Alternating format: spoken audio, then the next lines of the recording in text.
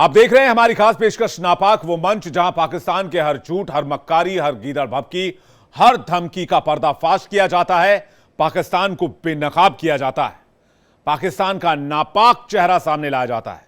चाहे मुद्दा हो बॉर्डर पर अशांति फैलाने का या दुनिया के सामने पाकिस्तान के मासूम चेहरा को दिखाने का। हम दिखाते हैं पाकिस्तान का असली चेहरा, पाकिस्तान का दोगला रवैया, बिना किसी लाग लपेट के, बिना किसी दिखावे के, क्योंकि पाकिस्तान के बारे में सच जानना पूरी दुनिया का हक है। पाकिस्तान को नापाक, पाकिस्तान को बेनकाब करना हमारा फर्ज है।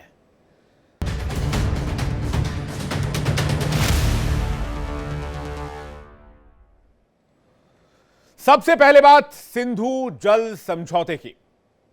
सिंधु जल समझौते को अस्थायी रूप से स्थगित कर दिया गया, जिसके बाद पाकिस्तान फपक पड़ा, बिलख पड़ा, बूंद बूंद के लिए तड़प गया। पाकिस्तान में बौखलाहट और बेचैनी बढ़ती जा रही है। असीम मुनीर, आर्मी चीफ से लेकर बिलावल भुट्टो और प्रधानमंत्री शहबाज शरीफ तक एक के बाद एक धमकियों और गीदड़ भभकियों का सिलसिला जारी है। लेकिन हकीकत आपको पता है, पाकिस्तान की हालत क्या है। प से पाकिस्तान और प से पिटाई। पाकिस्तान और पिटाई दोनों एक दूसरे के पूरक रहे हैं और भारत से इतनी बार पाकिस्तान पिट चुका है कि अब वो मानसिक दिवालियेपन की तरफ बढ़ रहा है। पाकिस्तान की हालत ऐसी है कि पानी तो छोड़िए, बयान भी सिर्फ टीवी नुक्कड़ तक सीमित हो गए हैं। सवाल यह है कि क्या सिंधु जल संधि पर इन नेताओं की जुबानी जंग भारत पर दबाव बनाने की कोशिश है, या फिर ये सब अपने देश में नूरा कुश्ती कर रहे हैं और अपनी नाकामियों से ध्यान हटकाने के लिए ड्रामा कर रहे हैं।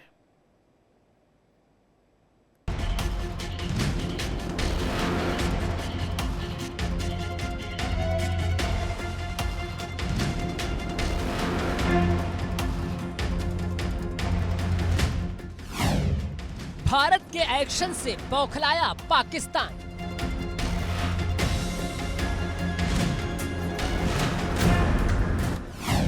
बिलावल के बाद शहबाज शरीफ की धमकी।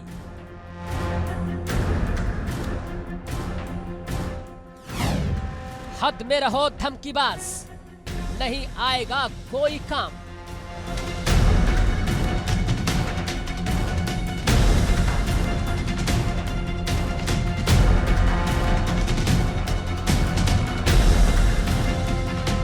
सिंधु जल समझौता अस्थायी रूप से स्थगित होने के बाद से पाकिस्तान बूंद बूंद पानी के लिए तड़प रहा है और इस बौखलाहट में अब उसके प्रधानमंत्री, सेना प्रमुख, यहां तक कि पूर्व विदेश मंत्री भी भारत को गीदड़ भभकियां दे रहे हैं। कभी मिसाइल से डैम उड़ाने की धमकी,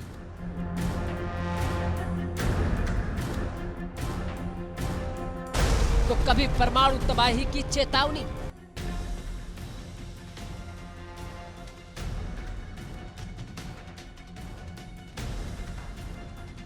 पाकिस्तान के बड़े नेता इस कदर बौखला गए हैं कि भारत को परमाणु हमले की धमकी दे रहे हैं। जम्मू कश्मीर के सिंधु के पास भारत ने चिनाब नदी पर national hydro electric power project शुरू कर दिया है। टेंडर प्रक्रिया शुरू हो चुकी है और इसी कदम से पाकिस्तान में हड़कंप मचा हुआ है।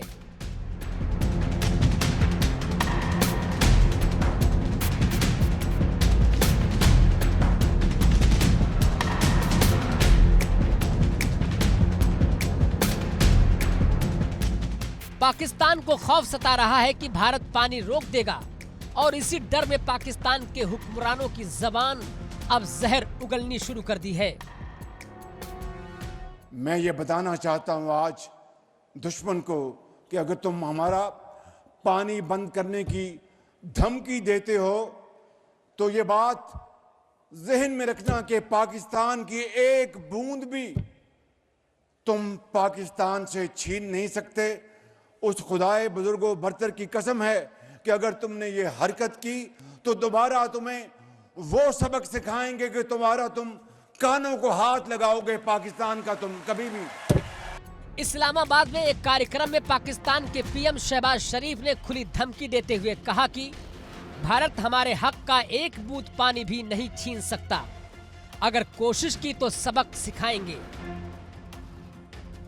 पूर्व विदेश मंत्री बिलावल भुट्टो ने तो सिंधु जल समझौते के निलंबन को सिंधु घाटी सभ्यता पर हमला बता दिया। भुट्टो की भाषा भी कम आक्रामक नहीं थी।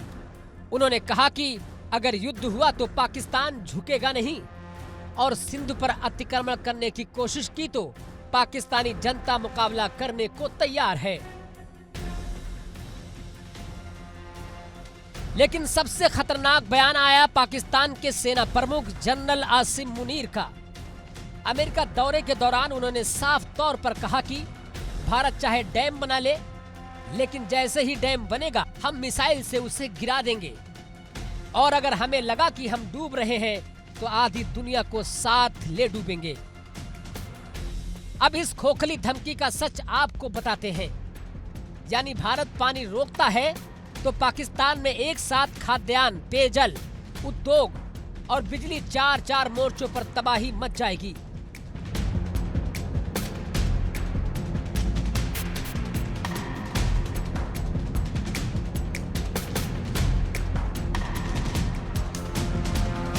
खेती ठप, खाद्यान्न संकट, पेयजल की कमी होगी, शहरों में हाहाकार मचेगा। टेक्सटाइल इंडस्ट्री ठप होगी, 60% निर्यात प्रभावित होगा। हाइड्रो पावर ठप हो जाएगा, 33% बिजली गायब हो जाएगी। भारत ने एक बार फिर पाकिस्तान को दो टूक जवाब देते हुए कहा कि जब तक आतंकवाद को लेकर भारत की चिंताओं का समाधान नहीं हो जाता, तब तक वो सिंधु जल समझौते पर कोई बातचीत नहीं करेगा। 80% सिंचाई सिंधु झेलम चिनाब से होती है। 70% पानी और घरेलू उपयोग का पानी इन्हीं नदियों से पाकिस्तान करता है। खरीफ रबी सीजन में सबसे ज्यादा जरूरत होती है इन्हीं नदियों के पानी की। दरअसल पाकिस्तान का जरूरत का 80% पानी भारत से आने वाली नदियों से मिलता है। 70% पानी के घरेलू और कृषि जरूरतें इन्हीं नदियों पर टिकी हैं। अगर ऐसे वक्त में भारत पानी रोक दे तो लाखों किसानों की रोजी रोटी खत्म हो जाएगी और पाकिस्तान में भुखमरी फैल जाएगी। और अभी तो मैंने कुछ ज्यादा किया नहीं है।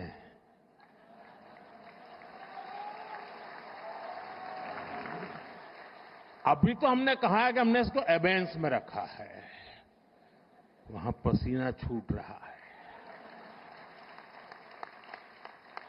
और हमने डैम थोड़े खोल करके सफाई शुरू की। जो कूड़ा कचरा था वो निकाल रहे हैं। इतने से वहां फ्लड आ जाता है।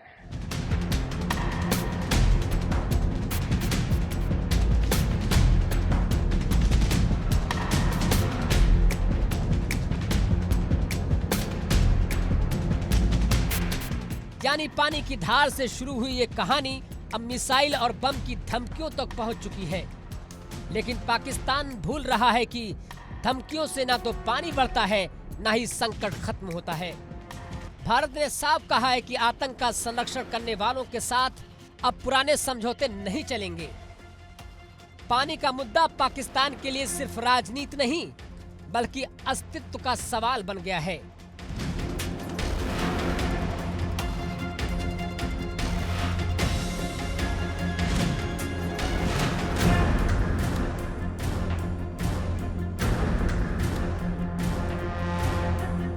उनके प्रधानमंत्री कह रहे हैं वही बात कि आपने अगर एक बूंद भी पानी लेने नहीं देंगे पाकिस्तान के हक का। पाकिस्तान के हक का वो पानी नहीं है। ये आपको हमारे पुराने जो लीडर्स थे उन्होंने आपके ऊपर दया करके आपको आपके हक से कहीं ज्यादा पानी दे दिया था। कोई उनके हक का पानी नहीं है और ये तो हम लोगों ने उस पर कार्रवाई करनी शुरू कर दी है। हमको जो करना है वो हम करके रहेंगे और जो पाकिस्तान के लीडर्स या वो हुक्मरान या उनके सेना अध्यक्ष कह रहे हैं लगातार कि हम ये कर देंगे वो कर देंगे, वो क्या कर सकते हैं और क्या नहीं, इसका हम जवाब मई के महीने में दे चुके हैं। 3.5 दिन में पाकिस्तान घुटनों पर आ गया था। उनके प्रधानमंत्री ने दुनिया को चिट्ठियां लिखनी शुरू कर दी थी कि हम मारे गए, हमारा बहुत नुकसान हो गया और हमें आप आर्थिक रूप से सहायता करें। 13 उनके एयरफील्ड, हम तो 11 कह रहे थे, वो कहते नहीं 13 एयरफील्ड हमारे पे हमला हुआ है। उनका पूरा एयर डिफेंस सिस्टम हमने न्यूट्रलाइज कर दिया था। ये तमाम बातें इस बात को दर्शाती हैं कि जो उनके स्टेटमेंट्स आ रहे हैं वो खौफ, घबराहट, बौखलाहट का नतीजा है। सिंधु, झेलम और चिनाब, ये 3 नदियां सिर्फ पाकिस्तान की खेती को नहीं बल्कि उसके शहरों की प्यास को भी बुझाती है। लाहौर, कराची, इस्लामाबाद जैसे बड़े शहरों के पेयजल जरूरत का बड़ा हिस्सा इन्हीं नदियों से आता है। अगर पानी रुक गया तो पाकिस्तान के करोड़ों लोग प्यासे मर जाएंगे। पानी की कमी का सीधा असर पाकिस्तान के सबसे बड़े औद्योगिक क्षेत्र टेक्सटाइल सेक्टर पर पड़ेगा, जो अकेले ही पाकिस्तान के कुल निर्यात का 60% हिस्सा देता है। कपास की सिंचाई और प्रोसेसिंग के लिए पानी जरूरी है और अगर पानी रुक गया तो फैक्ट्रियां ठप हो जाएंगी, मजदूर बेरोजगार हो जाएंगे और एक्सपोर्ट चौपट हो जाएगा। सिर्फ खेत और कारखाने ही नहीं, बिजली भी पाकिस्तान में पानी के भरोसे है। देश की 33% ऊर्जा हाइड्रो पावर से आती है और पानी की आपूर्ति में कमी का मतलब है टरबाइन रोकना, जिससे पूरा पाकिस्तान अंधेरे में डूब जाएगा। पाकिस्तान के नेताओं को लगता है कि मिसाइल और धमकियों से पानी बहने लगेगा, लेकिन हकीकत यह है कि पानी की राजनीति में वक्त का पहिया अब भारत के पक्ष में घूम रहा है और अगर पाकिस्तान ने अपनी नीतियों में बदलाव नहीं किया तो आने वाले वक्त में वहां प्यास, अंधेरा और भूखमरी तीनों एक साथ दस्तक दे सकते हैं। और यही वजह है कि धमकीबाज पाकिस्तान एक के बाद एक धमकी दे रहा है। Bureau report, India daily.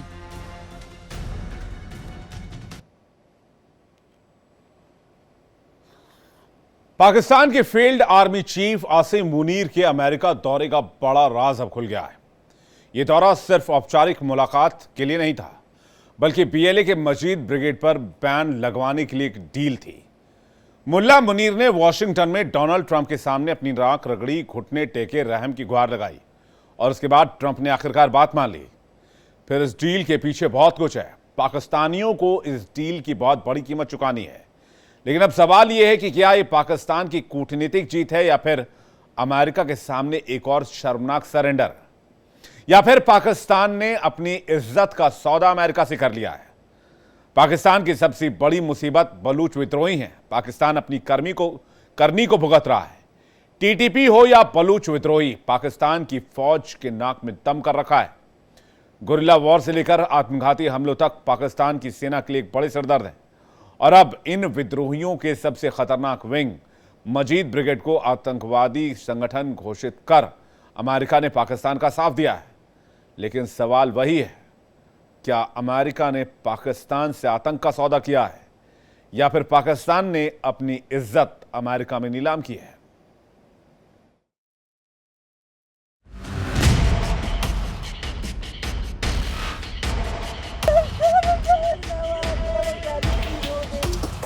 Pakistan की सबसे बड़ी मुसीबत बलूच विद्रोही, वो विद्रोही जिनके हमलों से हर दिन पाकिस्तान की फौज के होश उड़ जाते हैं। और अब इन विद्रोहियों के सबसे खतरनाक विंग मजीद ब्रिगेड को अमेरिका ने विदेशी आतंकवादी संगठन घोषित कर दिया। 11 अगस्त को अमेरिकी स्टेट डिपार्टमेंट ने एक बयान जारी कर मजीद ब्रिगेड को बीएलए यानी बलूचिस्तान लिबरेशन आर्मी का हिस्सा बताते हुए इसे आधिकारिक तौर पर आतंकवादी घोषित कर दिया। बीएलए को 2019 में specially designated global terrorist list में डाला गया था, लेकिन मजीद ब्रिगेड के बढ़ते आत्मघाती हमलों ने अमेरिकी प्रशासन को नई कार्रवाई के लिए मजबूर किया। बलूचिस्तान में लोगों को गैर कानूनी तरीके से घरों और सड़कों से उठा लिया जाता है। उन्हें अपराध बताए बगैर अनिश्चित काल के लिए कैद में रखा जाता था या मार दिया जाता है। बीते दशकों में इस तरह से सैकड़ों निर्दोष लोग लापता हो गए हैं। इस दौरान तमाम बलूच युवाओं को फर्जी मुठभेड़ों में भी मारा गया है। उनके गोलियों से छलनी शव परिवार के पास भेज दिए गए हैं। बीते एक साल में बलूचिस्तान लिबरेशन आर्मी यानी कि BLA ने अब तक पाकिस्तान में बड़े हमले को अंजाम दिया है।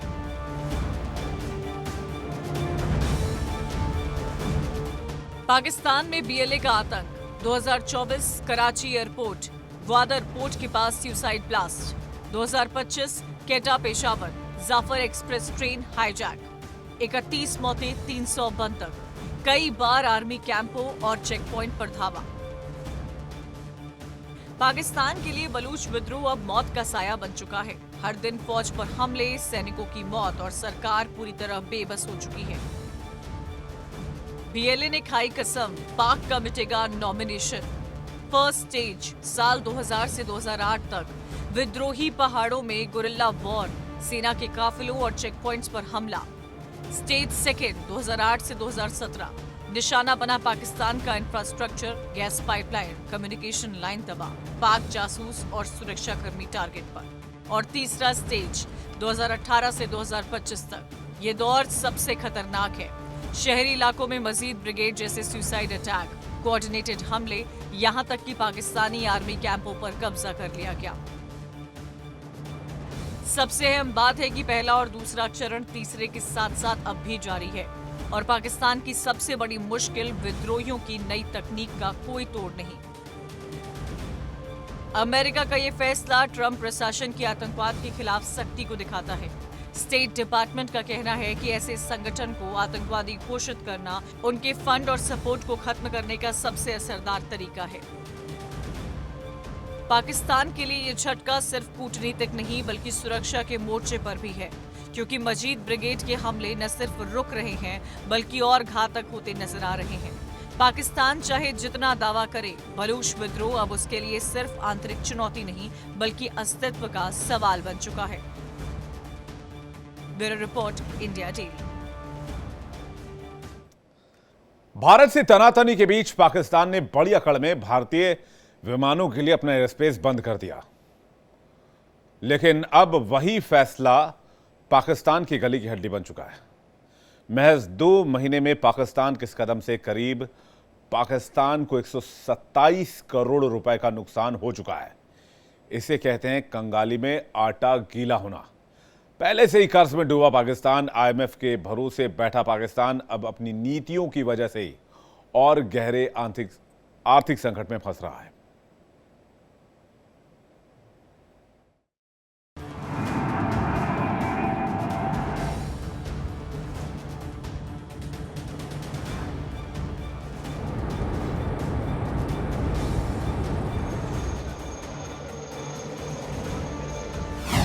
भारत से पंगा पाकिस्तान को पड़ा महंगा।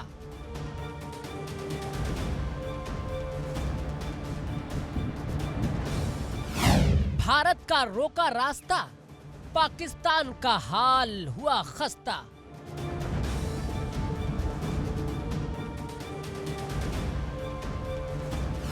एयर स्पेस बंद करने से पाकिस्तान को 126 करोड़ का झटका।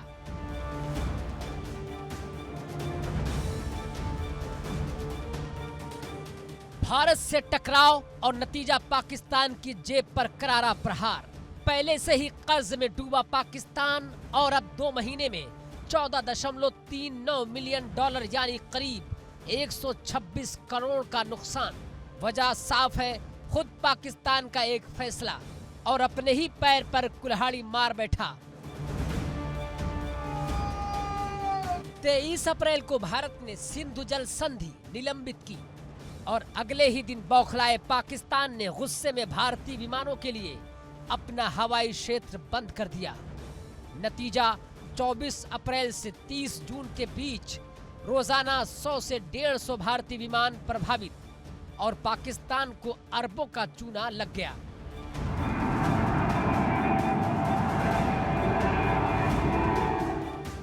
पाकिस्तान की संसद में खुद सरकार ने माना कि इस फैसले से सिर्फ 2 महीने में 126 करोड़ रुपए की चपत लगी है। दावा यह भी किया गया कि संप्रभुता आर्थिक फायदे से ऊपर है, लेकिन असल में घाटा सिर्फ बढ़ा है। ये पहली बार नहीं है जब पाकिस्तान ने भारत के लिए अपना एयर स्पेस बंद किया हो। साल 2019 में भी पाकिस्तान ने अपना एयर स्पेस बंद किया था। उस दौरान पाकिस्तान को $54 मिलियन का नुकसान हुआ था।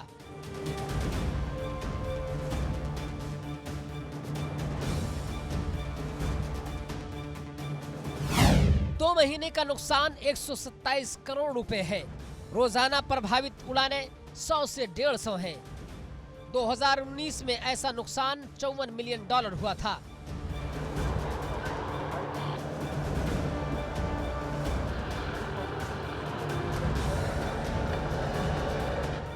इस फैसले से पाकिस्तान की इकोनॉमी को जबरदस्त झटका लगा।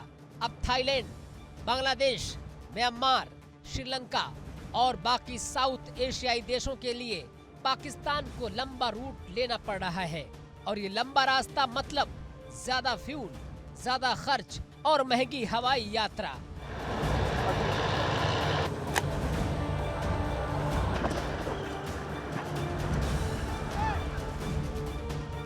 हैरानी की बात यह है कि पाकिस्तान इसे अपनी कामयाबी बता रहा है, जबकि हालात पहले से ही बदहाल हैं। हवाई अड्डा प्राधिकरण के राजस्व बढ़ने के आंकड़े दिखाकर अपनी पीठ थपथपाने की कोशिश भी जारी है।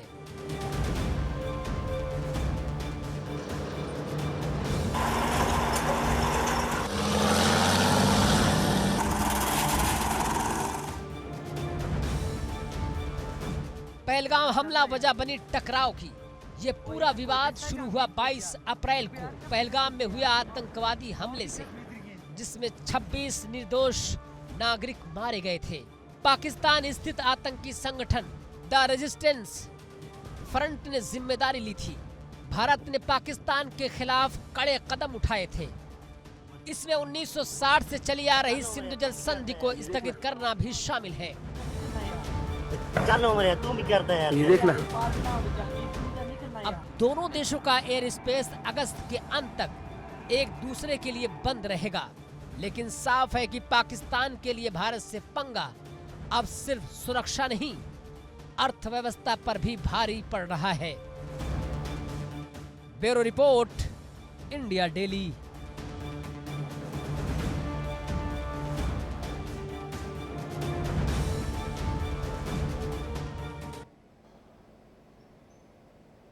खास पेशकश में फिलहाल इतना ही।